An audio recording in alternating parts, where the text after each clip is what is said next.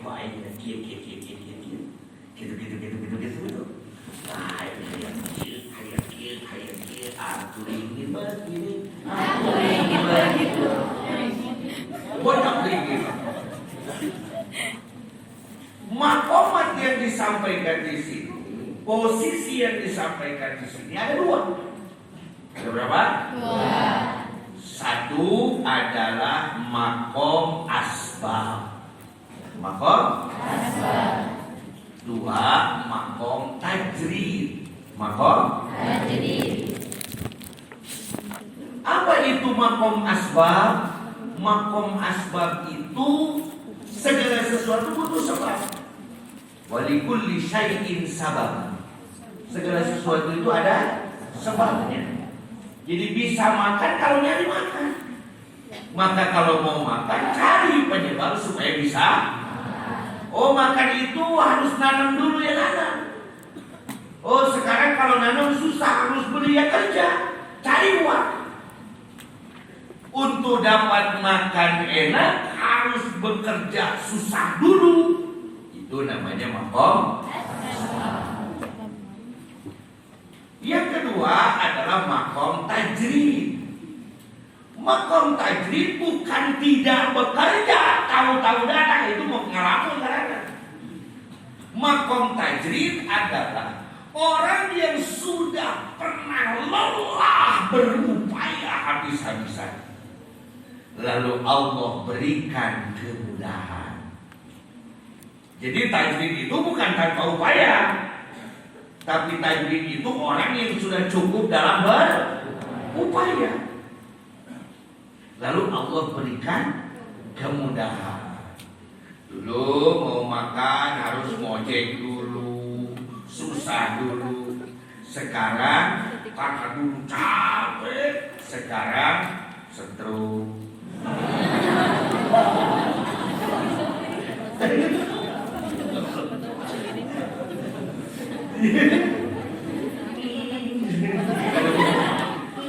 Baru datang sekolah darah dekat naik motor aki mau lagi jauh dari Lembang dikali hasilnya ayeuna naon di lumpuh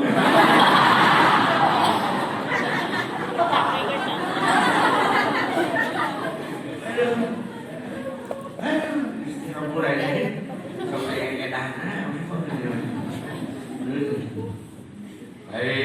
jadi yang disebut tajrid itu bukan tidak berupaya. Dulu dia lelah berupaya, lalu sekarang tinggal menikmati hasilnya. Tapi tidak mungkin ada hasil kalau tanpa upaya. Tidak mungkin ada tajrid kalau tidak ada hasil. Baik, bisa dipahami tidak? Jadi bukan tajrid itu bukan tidak bekerja tiba-tiba mendapatkan sesuatu, itu bohong itu teman. Bohong itu nggak mau saya ada pembahasan seperti itu. Baik, irodatul tajrid.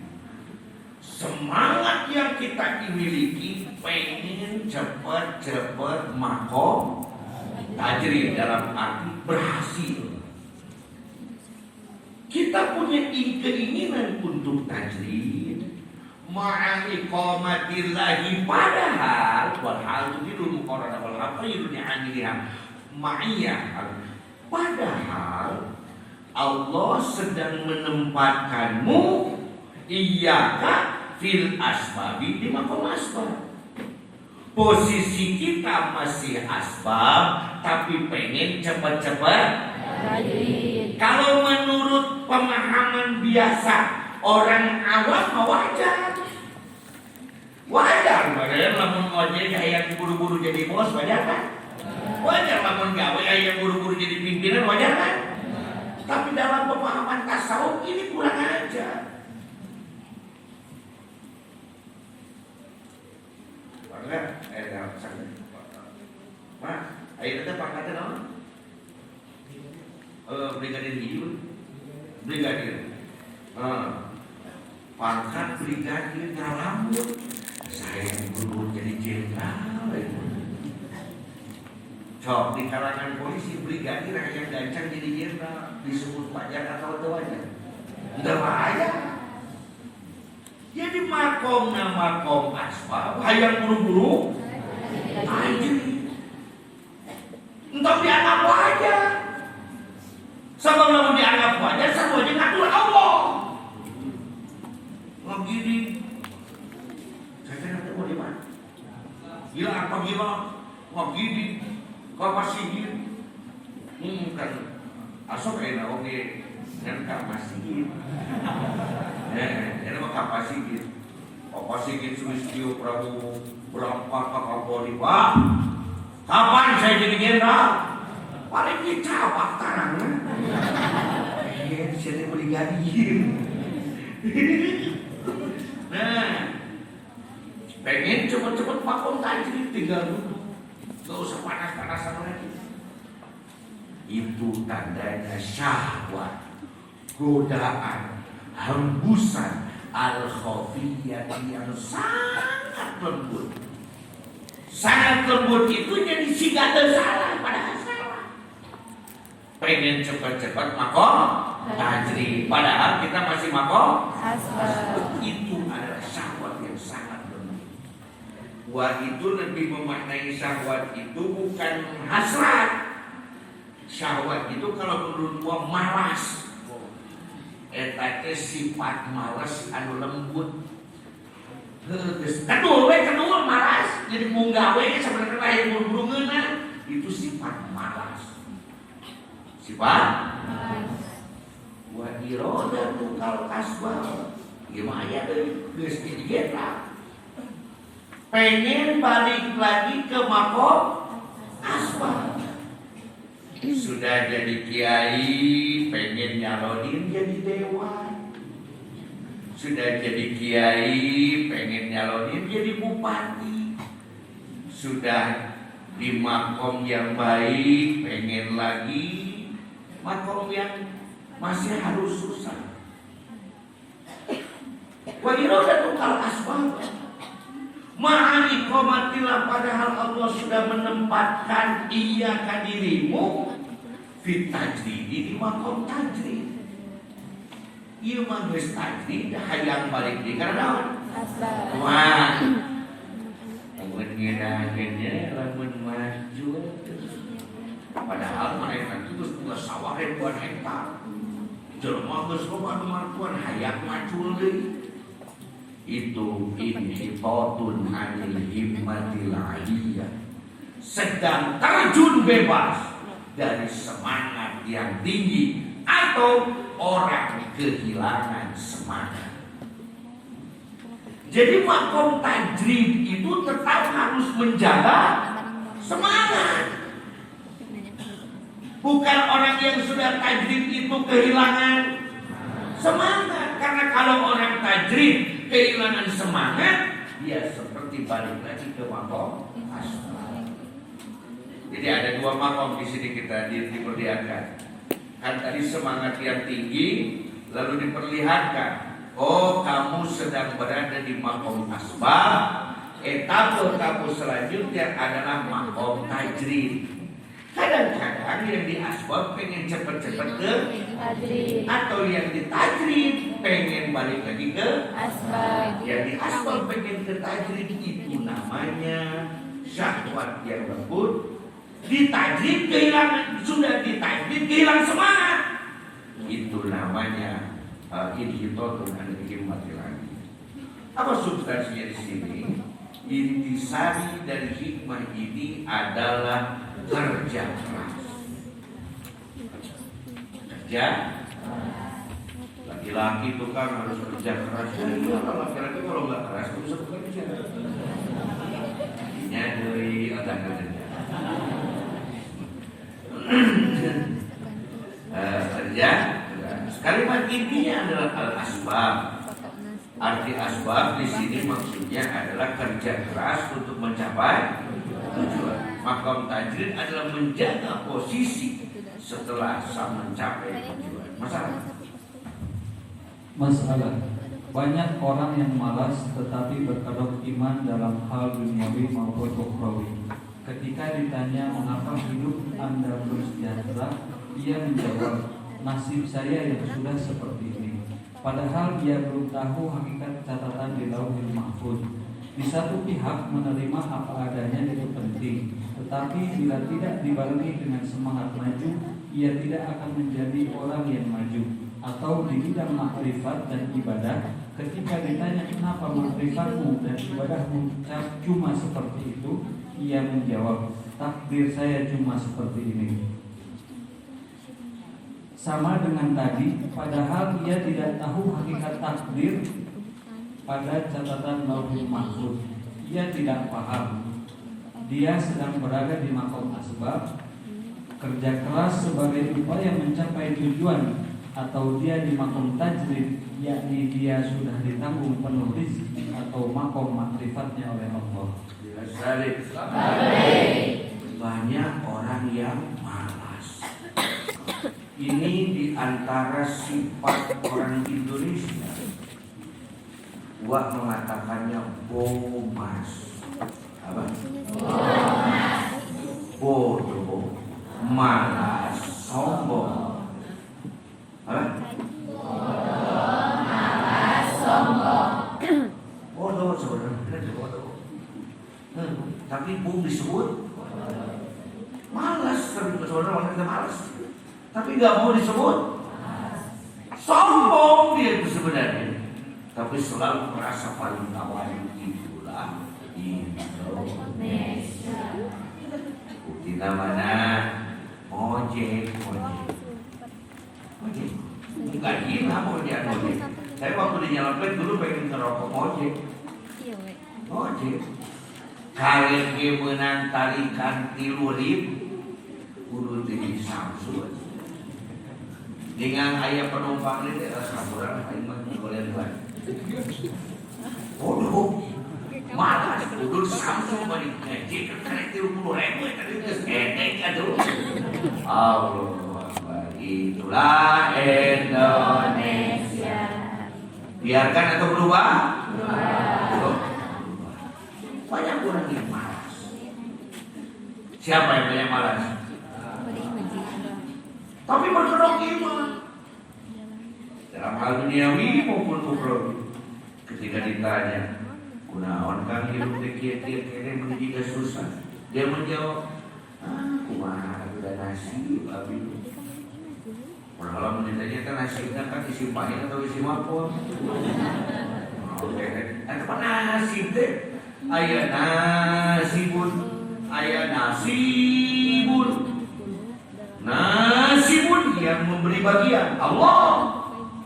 Abi mana nasib eka? Gaya anak menerima halal. Itu kan nasib. Nah, nasibun bermakna mansubun yang diberi bagian. Seperti dia sudah meyakini bahwa bagian saya segini. Memang dosa ini dibedakan ke Gusti Allah. Padahal dia belum tahu hakikatnya Lauhul Mahfuz semua ada yang ngomongin itu. Teman kan dul ngomong ayat itu benar. Di satu sisi bahwa mengatakan menerima takdir itu bagus betul. Tapi kalau tidak mau berupaya namanya kufur. Maka jangan tutupi bodohmu dengan kepintaran, kepura-pura pintaranmu. Jangan tutupi malasmu dengan pura-pura sibukmu. Jangan tutupi sombongmu dengan pura-pura tawadhumu. Karena yang ditutupi lama-kelamaan akan terbuka. Lalu bagaimana caranya? Kalau kita masih di maqam asbab, bekerja. Hai teman-teman, jangan kau tinggal diam. Aktiflah dalam pembangunan. Sing-singkan lengan dan langkahkan kakimu untuk mencapai kesejahteraan. Bina dirimu, keluarga dan bangsamu. Tingkatkan semangat kerjamu. Kebodohan dan kemiskinan itulah musuh bebuyutan. cepat-cepat tinggalkan. Jangan hanya melamun, berhayal tak karuan, lamunan hayalan tak dapat dimakan, mencari kebutuhan. Jangan gengsi-gengsian, yang penting halal dan tak diharamkan.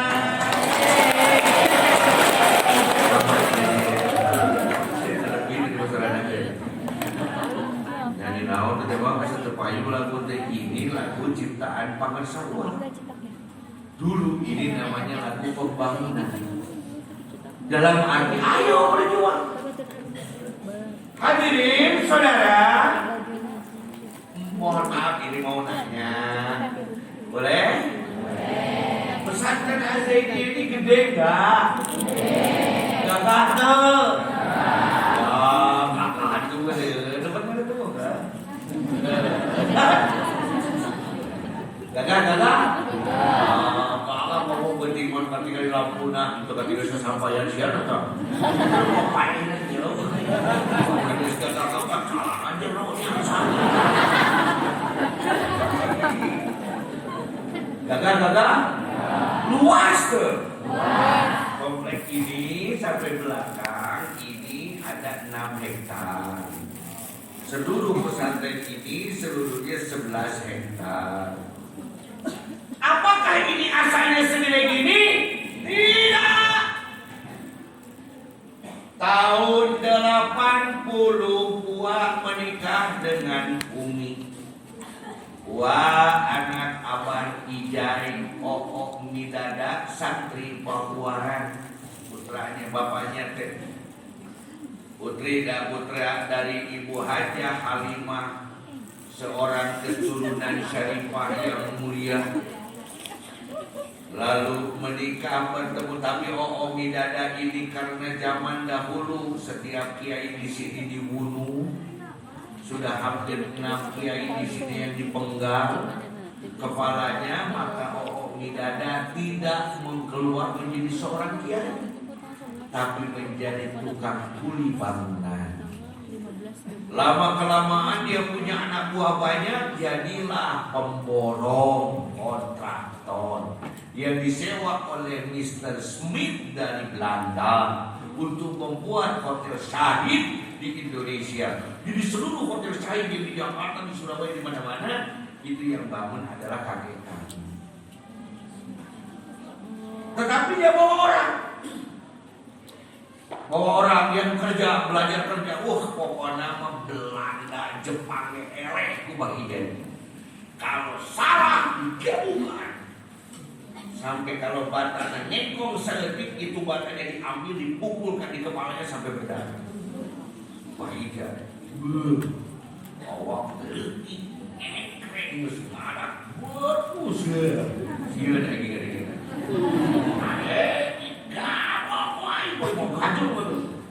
Lalu dibawalah pegawainya karena dia di Jakarta.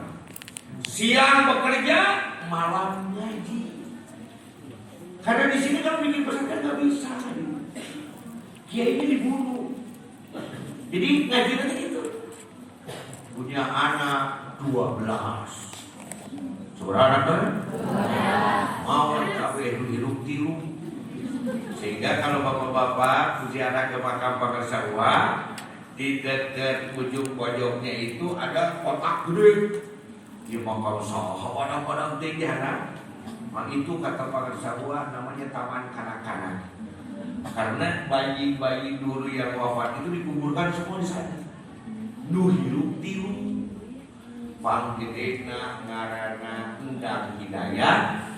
Kedua nama Siti Rukoyah. Katilu karena Jejen Zainal Abidin. Yang satu Endang Hidayat itu belajar di STM dan menjadi insinyur lah di Jakarta.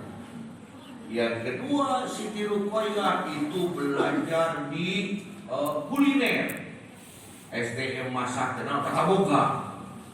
Nah yang ketiga ini